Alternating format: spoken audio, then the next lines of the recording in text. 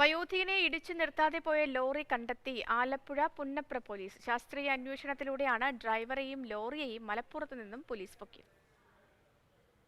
പുന്നപ്ര സ്വദേശിയായ ഫൽഗുനനെ 16-ാം തീയതിയാണ് വണ്ടാനത്ത് റോഡരികിൽ മരിച്ച നിലയിൽ കണ്ടെത്തിയത്.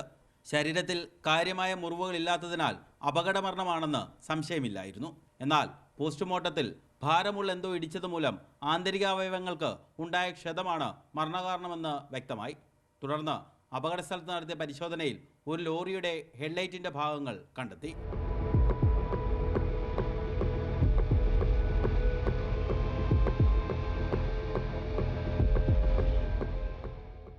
നൂറിലധികം CCTV ക്യാമറകളിലെ ദൃശ്യങ്ങൾ പോലീസ് ശേഖരിച്ചു. അതിലൊന്നിൽ നിന്ന് ഒറ്റക്കണ്ണൻ ലോറി കണ്ടെത്തി. വാഹന നമ്പർ തിരിച്ചറിഞ്ഞു. മലപ്പുറത്തെത്തി ലോറി കസ്റ്റഡിയിലെടുത്തു. വണ്ടി ഓടിച്ചിരുന്ന ജിതേഷിനെതിരെ മനഃപൂർവ്വമല്ലാത്ത നരഹത്യാക്കുറ്റമാണ് ചുമത്തിയിരിക്കുന്നത്. ഉറങ്ങിപ്പോയതാണെന്നാണ് പ്രതിയുടെ മൊഴി.